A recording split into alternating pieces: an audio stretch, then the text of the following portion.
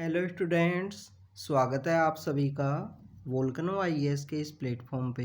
Students, अगर हम बात करें इस लेक्चर की तो ये लेक्चर हमारा आर्ट एंड कल्चर का डिस्कशन लेक्चर है, जिसके अंदर हम फरवरी मंथ के जो इम्पोर्टेंट टॉपिक हैं आर्ट एंड कल्चर के, जो न्यूज़ के अंदर थे, हमारे एग्ज़ाम के पर्पज़ से जो इम्पोर्टेंट हैं, तो फरवरी 2023 के इस मंथ के अंदर आर्ट एंड कल्चर के इम्पोर्टेंट टॉपिक्स को हम यहाँ पे डिस्कस करेंगे। इसी के साथ साथ उन टॉपिक्स से रिलेटेड जो इम्पोर्टेंट इन्फॉर्मेशन है, जो स्टैटिक पार्ट के रिलेटेड इम्पोर्टेंट है, तो उस इन्फॉर्मेशन को भी यहाँ पे डिस्कस किया जाएगा। तो स्टूडेंट्स, ये आपको static as well as the current affair का जो कोरिलेशन है वो आपको देखने के लिए मिलेगा इस डिस्कशन लेक्चर के अंदर। तो स्टूडेंट्स, आज का जो हमारा फरवरी मंथ का जो आर्ट एंड कल्चर का जो डिस्कशन है उसे हम स्टार्ट करते हैं। तो हमारे काफ़ी सारे जो टॉपिक्स हैं वो इसके अंदर न्यूज़ के अंदर हैं, उन सभी को हम डिस्कस करेंगे। अगर हमारे फर्स्ट टॉपिक के बारे में बात करें तो हमारा फर्स्ट टॉपिक है महर्षि दयानंद सरस्वती जी के बारे में। महर्षि दयानंद सरस्वती जी की रिसेंटली 200 बर्थ एनिवर्सरी है, वो सेलिब्रेट की गई। इसी वजह से ये जो पर्सनैलिटी हैं महर्षि दयानंद सरस्वती जी, ये न्यूज़ के अंदर में थे। महर्षि दयानंद सरस्वती जी का काफ़ी ज़्यादा इम्पोर्टेंट पर्सनैलिटी हैं हमारे फ्रीडम स्ट्रगल के समय में। इनके द्वारा लोगों को एनलाइट किया गया, लोगों को यहाँ पे जागरूक बनाया गया कि कैसे जो ब्लाइंड फेथ है उसको फॉलो नहीं करना है, कैसे जितने भी सोसाइटी के अंदर एविल्स हैं उससे फ्री होना है। इनका जो इफ़ेक्ट है, महर्षि दयानंद सरस्वती जी का जो इफ़ेक्ट है वो आपको फ्रीडम स्ट्रगल के हमारे जो डिफरेंट लीडर्स हैं उनके ऊपर भी आपको देखने के लिए मिलता है, चाहे वो गांधी जी हों, चाहे लाला लाजपत राय हों। जो इम्पोर्टेंट पर्सनैलिटीज़ हैं उनके ऊपर इनका जो इफ़ेक्ट है, इनका जो इन्फ्लुएंस है वो आपको देखने के लिए मिलता है। तो आप देखिए कि सबसे पहले जो महर्षि दयानंद सरस्वती जी हैं, इनके द्वारा जो स्वराज का जो कॉन्सेप्ट है वो इनके द्वारा अडॉप्ट किया गया कि इंडिया को बेसिकली जो रूल करना है वो इंडियंस के द्वारा ही रूल किया जाए। तो स्वराज का जो कॉन्सेप्ट है वो इनके द्वारा अडॉप्ट किया गया। इसी स्वराज को आप लेटर फेज के अंदर देखने के लिए मिलता है कि 1906 के अंदर जो कांग्रेस का सेशन होता है उसके अंदर पहली बार जो स्वराज कॉन्सेप्ट है उसे अडॉप्ट किया गया था।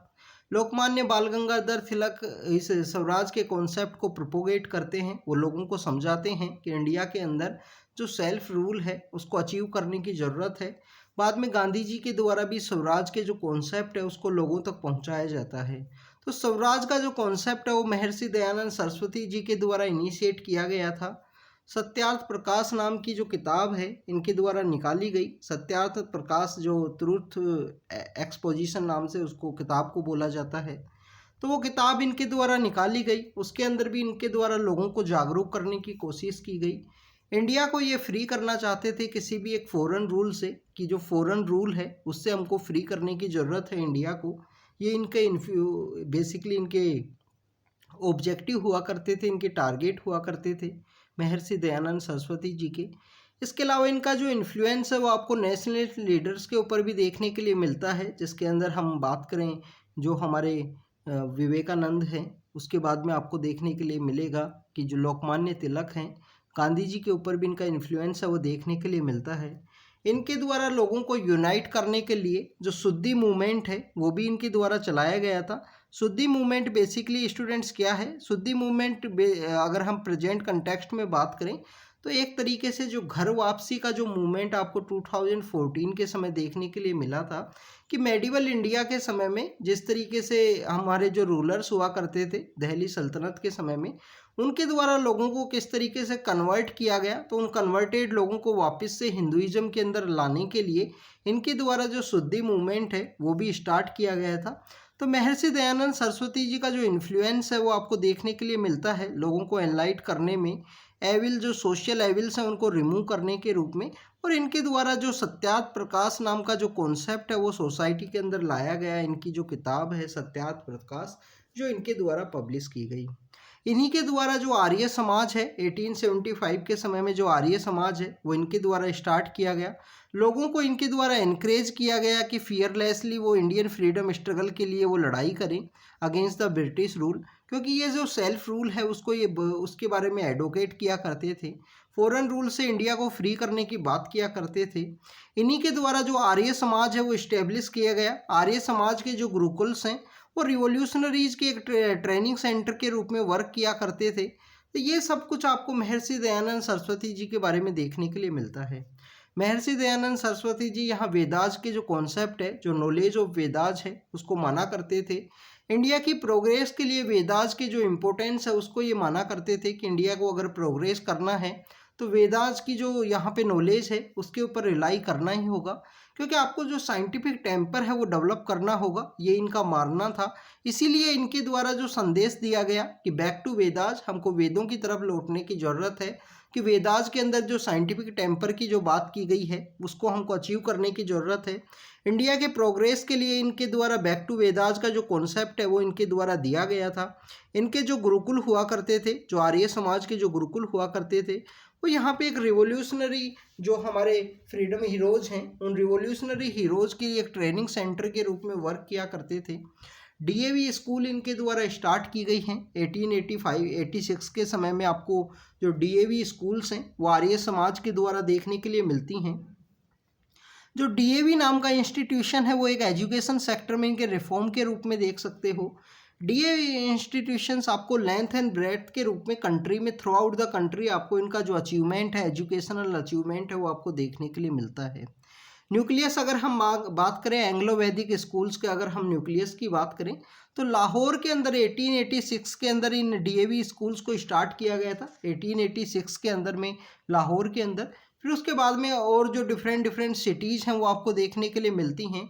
हरिद्वार का जो गुरुकुल है, हरिद्वार के अंदर एक गुरुकुल है 1902 के समय में, वो वहाँ पे इस्टेब्लिशमेंट में आता है और जो लेटर फेज के अंदर जिस तरीके से वेदास की एजुकेशन को प्रमोट करने में काफ़ी ज़्यादा इम्पोर्टेंट रोल प्ले करता है।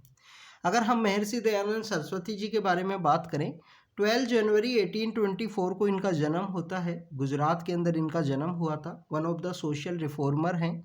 आर्य समाज इनके द्वारा इस्टेब्लिश किया गया to counter the prevalent social inequalities जो सोसाइटी में उस समय हुआ करती थी, उनको किस तरीके से काउंटर करना है। लोगों को जागरूक करने की कोशिश की गई इनके द्वारा, लोगों को अवेकनिंग करने की कोशिश की गई इनके द्वारा, और सोशल रिफॉर्म और एजुकेशन की ये बात किया करते थे। विडो रीमैरिज को इनके द्वारा प्रमोट किया गया था। आप देखिए कि 1856 के समय में पंडित ईश्वर चंद्र विद्यासागर हैं, उनके द्वारा विडो रीमैरिज का जो मूवमेंट है वो लीड किया गया था।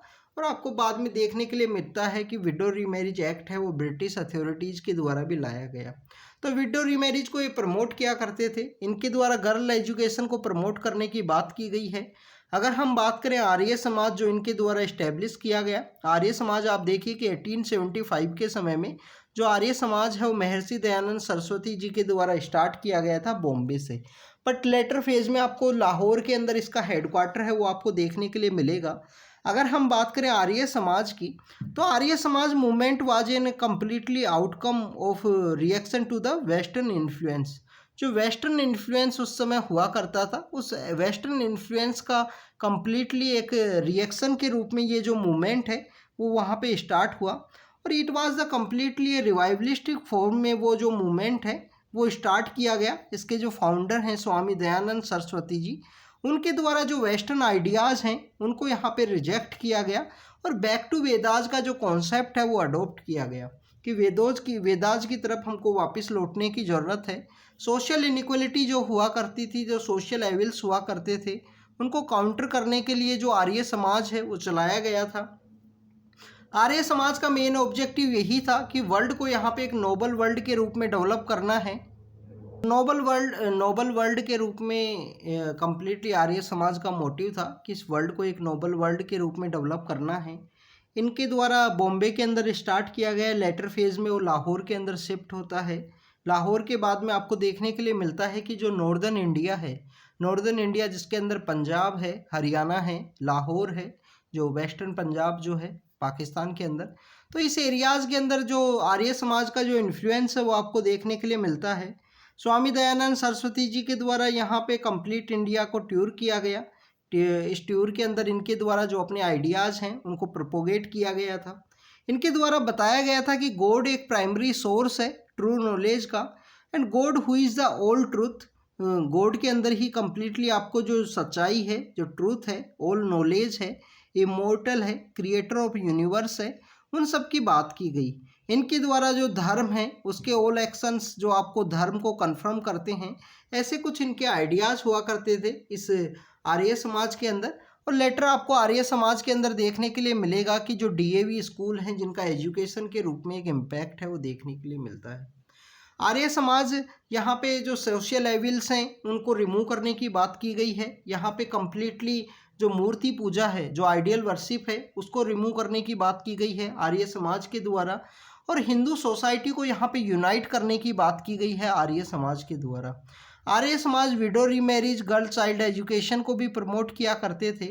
आर्य समाज के अंडर में ही, under the influence of the Arya Samaj, एक प्रोपकारणी नाम की सभा है वो चला करती थी। और प्रोपकारणी समाज के थ्रू यहाँ पे गुरुकुल के जो यहाँ पे मीडियम है, गुरुकुल मीडियम के थ्रू जो वैदिक ट्रेडिशन के थ्रू जो एजुकेशन है वो लोगों को देने की कोशिश की गई इस प्रोपकारणी सभा के द्वारा। तो स्टूडेंट्स, ये आर्य समाज एंड स्वामी दयानंद सरस्वती जी से रिलेटेड जो इम्पोर्टेंट इन्फॉर्मेशन है उसको हमने डिस्कस किया। नेक्स्ट अगर टॉपिक की बात करें, संत सेवालाल महाराज जी के बारे में है। संत सेवालाल महाराज जी की जो जयंती है उसको सेलिब्रेट किया गया। 15 फरवरी 1739 के समय इनका जन्म हुआ था। शिवमोगा डिस्ट्रिक्ट है कर्नाटक के अंदर। ये एक one of the important social reformer हैं। बंजारा कम्युनिटी से बिलोंग किया करते थे। बंजारा कम्युनिटी से रिलेटेड यूपीएससी ने 2016 के समय क्वेश्चन पूछा था स्टूडेंट्स। 16 के समय क्वेश्चन पूछा था बंजारा कम्युनिटी से कि बंजारा कम्युनिटी बेसिकली कौन होते हैं। तो एक एंशियंट ट्रेडर्स होते हैं। इनके द्वारा किसी भी एक जो डंकी है, जो वाइल्ड एस है, उसको यूज किया जाता है। उसको ये अपने ट्रेड के अंदर यूज करते हैं। गांव-गांव जाके अपना जो सामान है वो सप्लाई करते हैं। बंजारा कम्युनिटी की अगर हम बात करें, कंट्री के अंदर 10 टू 12 करोड़ के आसपास जो बंजारा हैं वो पाए जाते हैं। इनकी पॉपुलेशन डिफरेंट पार्ट्स के अंदर, महाराष्ट्र के अंदर आपको देखने के लिए मिलता है, मध्य प्रदेश है, राजस्थान है, गुजरात है, वहाँ पे आपको बंजारा कम्युनिटी है उसका इन्फ्लुएंस देखने के लिए मिलता है। तो संत सेवालाल महाराज जी सोशल रिफॉर्मर हैं। इनके द्वारा बंजारा कम्युनिटी के अंदर जो सोशल रिफॉर्म है वो लाने की कोशिश की गई। इनका जो समाधि स्थल है संत सेवालाल जी का, वो आपको वासीम डिस्ट्रिक्ट है महाराष्ट्र के अंदर, वहाँ पे आपको देखने के लिए मिलता है। और उसी को बंजारा काशी के नाम से भी जाना जाता है कि बंजारा कम्युनिटी का जो काशी का एक स्थल है। जैसे काशी जो बनारस हिंदुइज्म के लिए काफ़ी ज़्यादा पॉपुलर है, वैसे ही बंजारा कम्युनिटी के काशी के रूप में जाना जाता है मनोरा तालुका को। Monera taluka, Washim district in Maharashtra. संत सेवालाल महाराज जी का समाधि स्थल के रूप में उसको स्थल वहाँ पे लोकेटेड है। अगर हम बात करें स्टूडेंट्स नेक्स्ट टॉपिक की, नेक्स्ट टॉपिक है अट्टुकल पोंगला के बारे में। अट्टुकल पोंगला एक बेसिकली एक फेस्टिवल है जो आपको केरल के अंदर देखने के लिए मिलता है। अट्टुकल पोंगला एक लार्जेस्ट वुमेन्स का गैदरिंग है। वुमेन्स ही सबसे ज़्यादा इस फेस्टिवल के अंदर एक गैदर होते हैं। और यहाँ पे इनके द्वारा जो स्वीट प्रसाद है वो तैयार किया जाता है मिट्टी के बने हुए जो घड़े हैं उनके अंदर में। तो रिचुअल्स के थ्रू यहाँ पे जो ऑफरिंग है, जो भागवती टेम्पल है, अट्टुकल भागवती टेम्पल है, उसके अंदर ये जो रिचुअल है उसको प्रिपेयर किया जाता है। और उस रिचुअल्स के अंदर जो उनको जो भागवती देवी हैं, भागवती जिनका टेम्पल है, उन्हीं को यहाँ पे जो प्रसाद है वो यहाँ पे ऑफर किया जाता है। और प्रसाद बेसिकली राइस है, जैगरी है, कोकोनट है, घी है, बनाना है, इन सब को यूज करते हुए इस प्रसाद को प्रिपेयर किया जाता है। मिट्टी के जो घड़े हैं, मिट्टी के जो यहाँ पे जो बर्तन हैं उनके अंदर इसको तैयार किया जाता है। अट्टुकल पोंगला आपको one of the largest gathering है जो वुमेन्स का देखने के लिए मिलता है। 9 डेज को यहाँ पे जो अट्टुकल भागवती जो टेम्पल है उसके अंदर ऑफर किया जाता है। इसके अंदर आपको एक रिचुअल है जिसके अंदर 10 टू 12 एज के जो बॉयज़ हैं वो भी आपको देखने के लिए मिलते हैं। उनके द्वारा भी एक दिन इस जो फेस्टिवल है उसको अटेंड किया जाता है, अट्टुकल पोंगला फेस्टिवल को। तो अट्टुकल पोंगला फेस्टिवल क्या है? लार्जेस्ट गैदरिंग है वुमेन्स का। केरल के अंदर इसको बेसिकली ये गैदरिंग है ऑर्गेनाइज की जाती है। अट्टुकल पोंगला बेसिकली जो केरल मलयालम जो मंथ है उसके अकॉर्डिंग इस फेस्टिवल को वहाँ पे सेलिब्रेट किया जाता है। महिलाओं का सबसे बड़ा गैदरिंग है। अट्टुकल भागवती टेम्पल है जिसको ऑफर किया जाता है 10 दिन तक।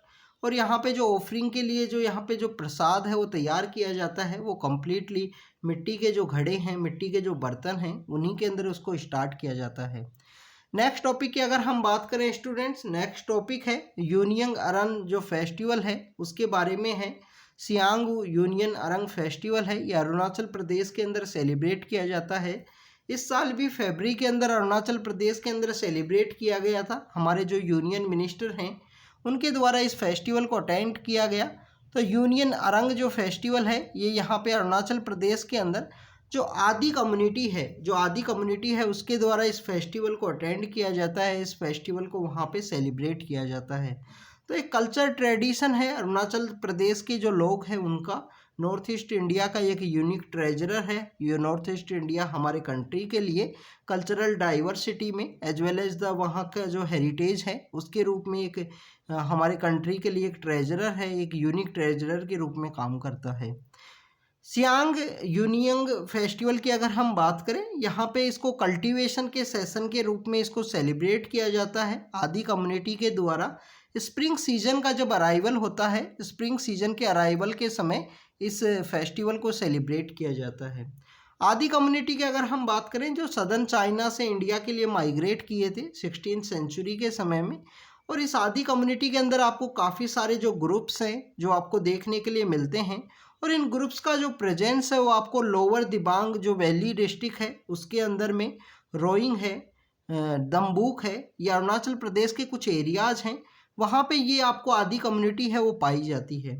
ये आदि कम्युनिटी के जो लोग हैं जो केन एंड बम्बू का जो एग्रीकल्चर है उसके अंदर ये एक्सपर्ट माने जाते हैं।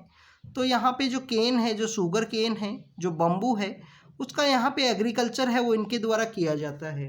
इसके अलावा आदि कम्युनिटी कम्प्लीटली एग्रीकल्चर के ऊपर जो डिपेंड कम्युनिटी आपको देखने के लिए मिलती है, एग्रीकल्चर के ऊपर ये डिपेंड करते हैं और इन्हीं के द्वारा जो सियांग उनियांग जो फेस्टिवल है उसको सेलिब्रेट किया जाता है।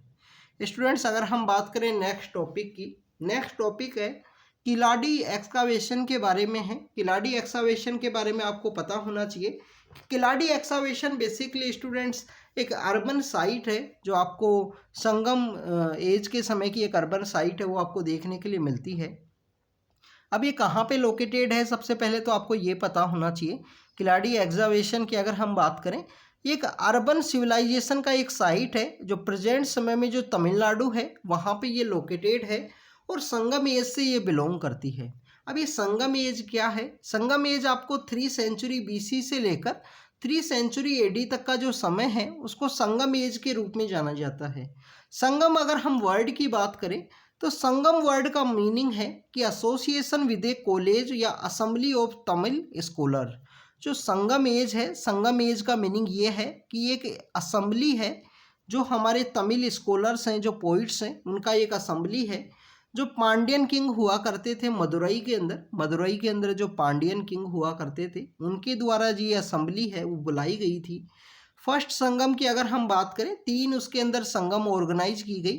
फर्स्ट संगम का कोई भी एविडेंस है वो आपको देखने के लिए नहीं मिलता है। मदुरई के अंदर उसको ऑर्गेनाइज किया गया था, गॉड एंड गॉडेस के द्वारा भी उसको अटेंड किया गया था उस समिट को। सेकंड अगर हम संगम की बात करें, सेकंड संगम के अंदर आपको जो तोल्कापियम है, जो तोल्कापियम नाम की जो किताब है तमिल ग्रामर के लिए काफ़ी ज़्यादा इम्पोर्टेंट है, तो तोल्कापियम का जो एविडेंस है वो आपको देखने के लिए मिलता है सेकंड संगम के अंदर। थर्ड संगम की अगर हम बात करें, जो virtually entire corpus of Sangam literature है जो आपको थर्ड संगम के अंदर देखने के लिए मिलती है।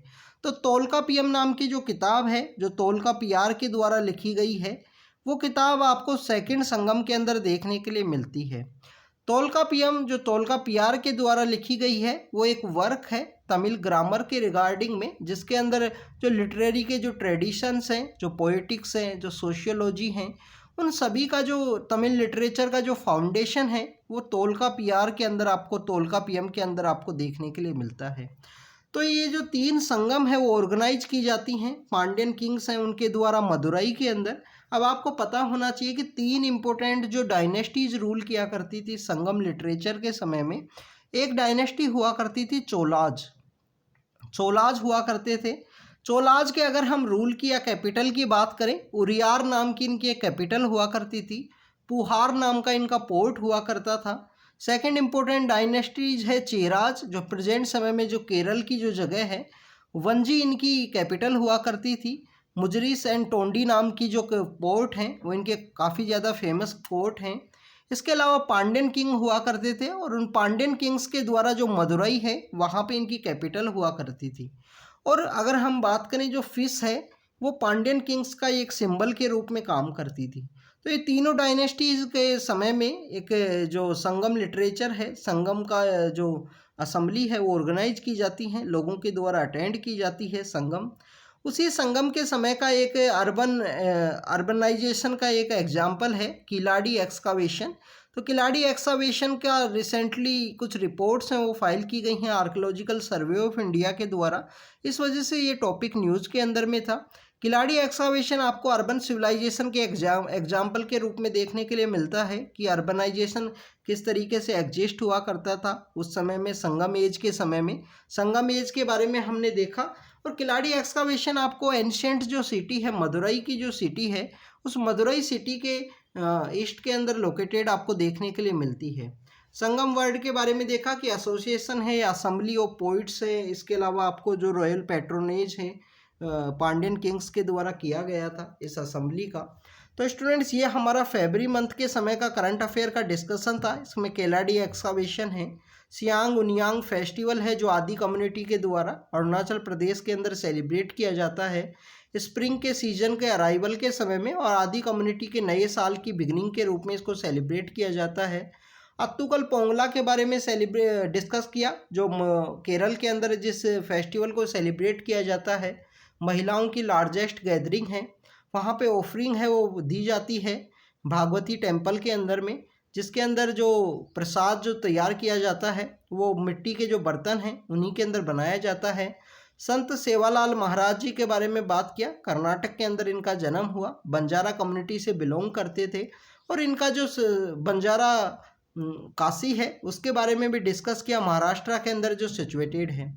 आर्य समाज के बारे में देखा, और हमने देखा महर्षि दयानंद सरस्वती जी के बारे में, जिनके द्वारा बैक टू वेदास और आर्य समाज का इस्टेब्लिशमेंट किया गया। सत्यार्थ प्रकाश इनकी एक फेमस किताब है, उसके बारे में भी आपको पता होना चाहिए। तो स्टूडेंट्स ये फरवरी के मंथ का आर्ट एंड कल्चर का डिस्कशन था। जो जो इम्पोर्टेंट टॉपिक्स हैं उनके बारे में हमने डिस्कस किया है। आप कंटिन्यू अपनी स्टडी है उसको कीजिए स्टूडेंट्स, अच्छे से हार्डवर्क कीजिए, क्योंकि यूपीएससी के एग्ज़ाम को अगर आपको क्लियर करना है तो आपको कंटिन्यू डेडिकेटेड वे में जो हार्डवर्क है उसे करना है।